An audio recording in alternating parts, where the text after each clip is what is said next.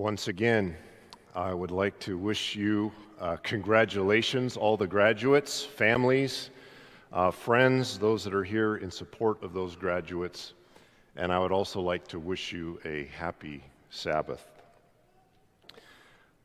I hope that you have soaked in all the congratulations and positive comments that you've heard so far today, and you'll continue to hear those over the weekend. Soak those up. Tuck them away in a safe and protected place, because over the next few minutes, we are headed in a direction that is not so congratulatory.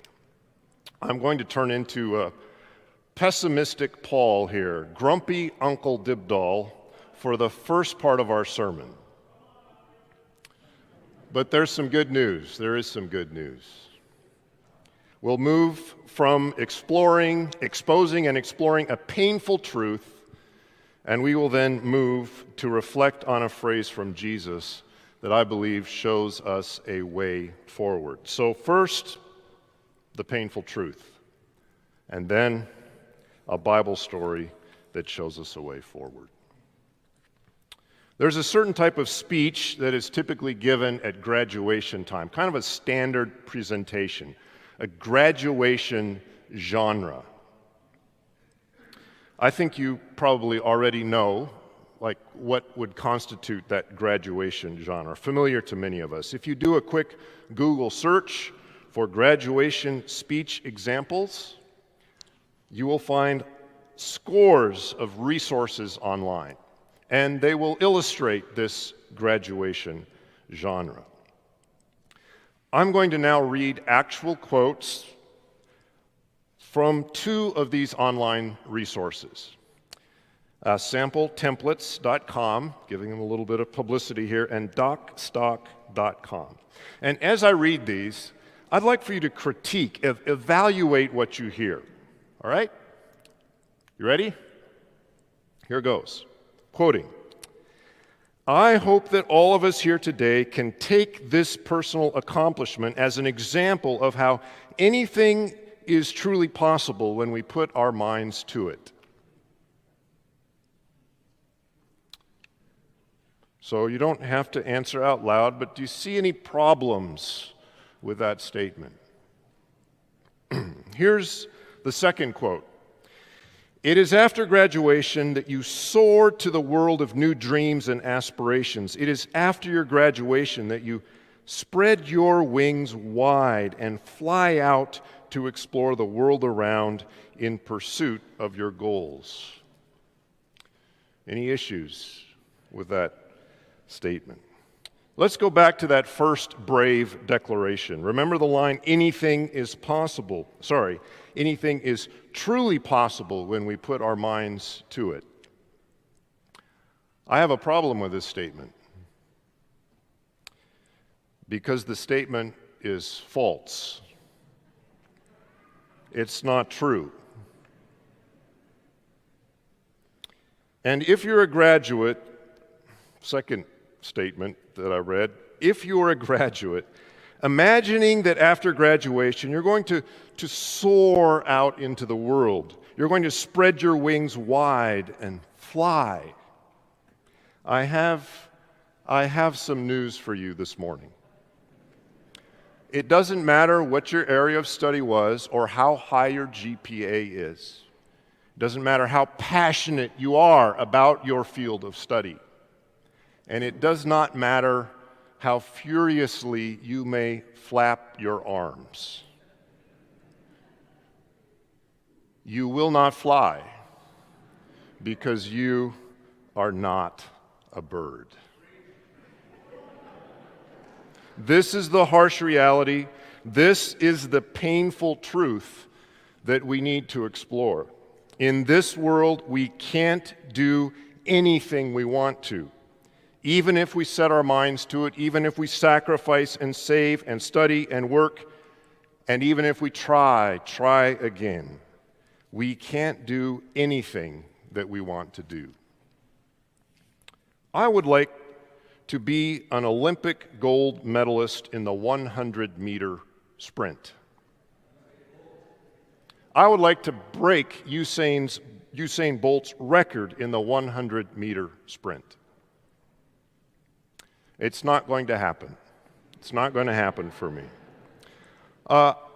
We have 3 children. It would only have seemed fair, right, that my wife and I sort of take turns bearing and birthing and nursing our children.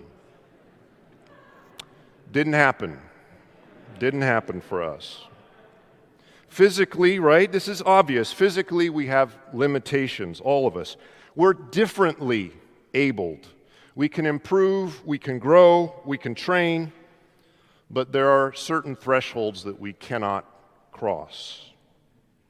We also have mental and emotional limitations. We are differently abled mentally. Math. Do you feel a cold chill when I say that? Not everyone feels that cold chill. There are people that quiver with excitement. Languages, philosophy, poetry, the ability to be in a situation and read people's emotions and respond appropriately. Physics, music, right? There are these different areas, these different fields of study. We are differently abled. We're further limited by the society that we live in. We may have the necessary physical, mental, emotional abilities, but because of our age or our gender or our race or our religion or our appearance or mistakes that we may have made in the past, because of those things, society will close some doors of opportunity for us. It's not fair, it's not right, but it's a reality in this broken world. We could even talk about moral and spiritual limitations. There are lucrative careers that we may not be able to go into because of moral convictions. Allegiance to God may mean we cannot do that. And there are some graduates, perhaps even here this morning, afternoon now, there are some graduates that may be struggling with this challenge, even in this moment. And spiritual limitations. The Bible teaches that followers of Jesus receive spiritual gifts, but they are given, according to the Bible, as the Holy Spirit determines, right? That means that other people will be able to do things for God that I can't do. When we come up against these limitations, it can be disappointing. It's difficult, painful even. And it's only natural that we would compare ourselves, right? We would compare ourselves with others who don't face the same limitations. I was thinking of the spiritual gifts example. Like, here's my friend. They have the gift of miraculous powers, and I have the gift of helps. It's like that comparison might leave us feeling sometimes not too terribly encouraged. With the comparison will come unhappiness. When we see doors of opportunity open for other people and those doors closed for us, it's not just painful, but our pain can turn into resentment and anger, discouragement, despair, even hopelessness. When we're kept from doing something, we sometimes settle for doing nothing. No, we can't just fly freely in this world. We can't do anything we want to do. It's a painful truth, a harsh reality. So how should we respond? How should we live in a world like this? There's an answer from Jesus, and I think we might even say there are other possible answers from Jesus. But I want to focus on an answer from Jesus. It's a phrase, actually, and it's nestled in a gospel story that's actually quite famous. We heard the story read to us just a bit ago. It appears in multiple gospels, and I'll be reading from the gospel according to Mark chapter 14. The setting is this. It's just a couple of days before Jesus' crucifixion. He's in Bethany. It's a small town. It's less than 2 miles outside of the holy city of Jerusalem. It's over the hill, the Mount of Olives, and it's on the other side of the hill. There are multiple indications that Bethany was known as a place of sickness and a place of poverty. Bethany was not Beverly Hills. Maybe a Ross Dress for Less, a Walmart,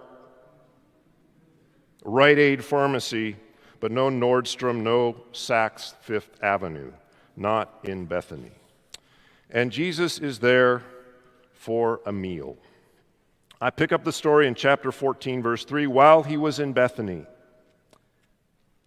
And I'm going to pause here just for a moment. There is so much in this story that's like preachable material. We're just going to skim over that and settle on the one phrase. While he was in Bethany, reclining at the table in the home of Simon the leper, a woman came with an alabaster jar of very expensive perfume made of pure nard. She broke the jar and poured the perfume on his head. Some of those present were saying indignantly to one another, "Why this waste of perfume? It could have been sold for more than a year's wages and the money given to the poor." And they rebuked her harshly. Harshly. Lots of questions we could ask. How did Simon get better? He was a leper? He was healed? Who is the woman? Now, some of you know from other Gospels, you have an idea of the answer, but Mark doesn't tell us her identity, doesn't give us her identity. And how did she get the perfume? Made of pure nard. This is an extract from a root of a plant that is found in the regions of northern India. And we know from the passage, it tells us more than a year's wages. So we're talking about ointment in an expensive alabaster jar, flask, that costs tens of thousands of dollars, poured out on Jesus in one abundant application. And the complaint about the poor, it would make sense, right, given that this is Bethany. But then Jesus speaks. Then Jesus speaks. "Leave her alone," said Jesus. "Why are you bothering her?" I love that response. Leave her alone. "She has done a beautiful thing to me. The poor you will always have with you, and you can help them anytime you want, but you will not always have me." And then here's the phrase. She did what she could. She did what she could. We all have things that we can't do, and so did she. So did she. In that first century world, there was actually a tightening of the restrictions on women. I can guarantee you that this woman, as she grew up, never had someone tell her, stretch out your wings and soar out into the world. You can do whatever you want to. She would not have heard those words of affirmation. At that point in history, at that time, and in that place, she would not have had access to education. If she was married, she would not have been able to divorce her husband. She would have been segregated in worship settings. She would have been expected to spend her time at home. If she went out, she would need to be veiled. She wouldn't be expected to talk to other men. That would be taboo. According to Jewish midrash, there were certain classes of people whose testimony was not allowed as evidence in a Jewish court. Gentiles, deaf-mutes, gamblers, pigeon racers, slaves, children, the insane, and women. Imagine witnessing a murder, but being so considered so insignificant, so untrustworthy, so deceitful, that your testimony wouldn't even count as evidence. This woman had a long list of things that she could not do in the world of her day, but it seems not to have led to passivity or to despair. Somehow, and the story doesn't tell us how, somehow she got some perfume. And Jesus said to her, said to the critics of her, Jesus said, she did what she could. And in so doing, she stands in a long line of Bible characters who had limited options, but who did what they could. Rahab. She couldn't show a membership card as one of the children of Israel. She was a foreigner. She couldn't boast of an admirable occupation. She was in a city whose property values were about to come crashing down. But she hung a scarlet cord in her window. She did what she could. He was only a boy named David. He wasn't old enough to be a soldier. He couldn't wear Saul's armor. He couldn't command the armies of Israel to fight. He had no such authority, but he could pray and he could sing, and he had a sling, and he did what he could. We heard in the children's story today, children, all of us, with the help of God, God will enable us to do what needs to be done. We will be able to do what God wants us to do ultimately with His help. And I think if we look back at history, not just the Bible stories, but if we look at history, history is filled with beautiful stories of people who couldn't do everything, but who did what they could. And the beautiful parts of our lives are the stories of people doing what they could. I thought back to this quarter, and I'll share just 3 very brief sort of vignettes. After class, midway through the quarter, after class, a student came up to the front. They were carrying something. And she shared the story first. There was something that had struck her in class. She was a painter, and she had painted me a picture. There was a note on the back explaining the picture. She did what she could. That picture is still in my office. It's in my office all quarter long. Not every day was good this quarter. The picture in my office reminded me of something very, very important. She did what she could. Right at the end of the quarter, the last day of class, I had a student almost sheepishly bring me a little bag. It was a pastry. And they said to me, she said, I was in town and I had an overwhelming sense that I should get this for you. I can testify that sense was led by the Holy Spirit. In my world religions class, a young man, a student, he wore a t-shirt. I liked the graphic on the t-shirt, and I mentioned something to him midway through the quarter. And I think once later on, a couple weeks later, he had on the t-shirt, and I said something to him again. I was like, hey, you got the t-shirt on. At the time of our test, we were actually locked out of the room for a few minutes. Some of you may remember this, world religion students, if you're here. Locked out of the room, and I saw, as we're kind of waiting there by the door, I saw him, and he had the t-shirt on again. And then he came up to me, and he said, we didn't have to say much, but he said, did you see? He said, I wore this for you today. So simple. So beautiful. they did what they could. Some of you may have heard the story of Johnny the beggar. Not sure if anyone has heard of him. The story is told by a speaker and author, Barbara Glanz. She spoke at a convention, I don't know all of her background, but she spoke at a convention for a large grocery chain. She urged people to create memories for customers so they'd want to come back. She even gave her contact information. She said, if you have any great service stories, let me know. About a month later, she was contacted by a young man, Johnny. He'd heard her presentation, and this is what he told her.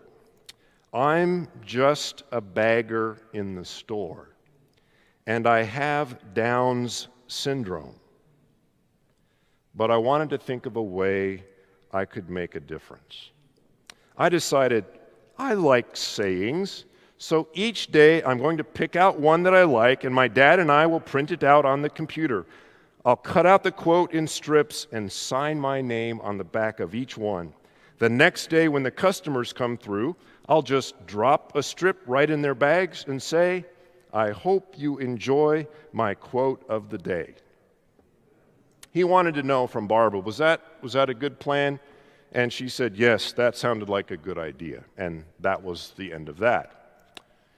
Except that she got a call a few weeks later, Barbara did. This time it was from the store manager, and there was a problem. The store manager had been walking through the store and noticed one line was like 3 times longer than any of the other lines. He explained to Barbara, I went to the back of the line and I suggested that customers move to another checkout, and they wouldn't budge. Nobody moved because they were in Johnny's line. There were lots of things Johnny couldn't do, but he did what he could. Graduates and non-graduates, very predictable here. You know exactly what my appeal will be. Let's not live lives of comparison and resentment and passivity and despair over what we can't do. If in this moment, and there probably are people here who in this moment may be facing a situation that seems helpless and hopeless, and we may have even said aloud or to ourselves, well, I guess I can't do anything about it. No. Do what you can. Pray, sing, teach, paint, build, research, listen, heal, speak, forgive, touch, love. Do what you can. Think of the woman in Bethany. Think of Rahab the prostitute. Think of the boy named David. And I'd like for us to think about just one more. A man whose options were almost like there were no options, it would seem. And I'm thinking now about the thief on the cross. He couldn't change his past. His life is ending in physical agony and in shame. He's attached to a cross.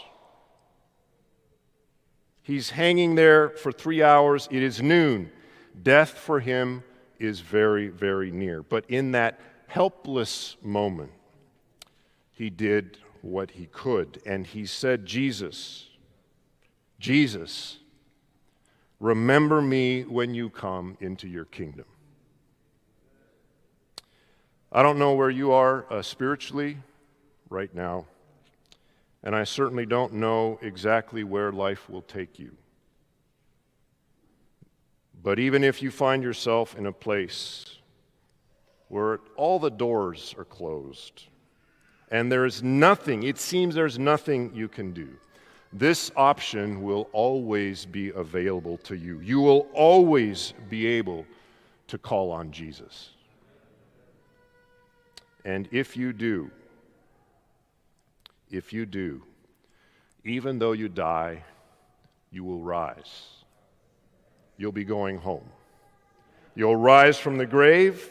You will rise up into the sky. Yes, indeed, this will happen. You will fly,